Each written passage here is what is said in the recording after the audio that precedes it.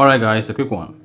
Here, I'll detail how to fix WhatsApp chat log not showing. So, if at the end of this you found this offer informative, please don't forget to like and then subscribe. Now, what you need to do to fix your WhatsApp chat log not showing is open the WhatsApp application, swipe down on the WhatsApp like this, then you should see the WhatsApp chat log. Once you swipe down, however, if the WhatsApp chat log is not showing, click on Ask Meta AI or Search, and then type in your WhatsApp chat log secret code. Once you type in the secret code, then you should see chat log. Go ahead and click on that. Then you should see your WhatsApp chat log page. Then locate the chat you want to access, and there you go.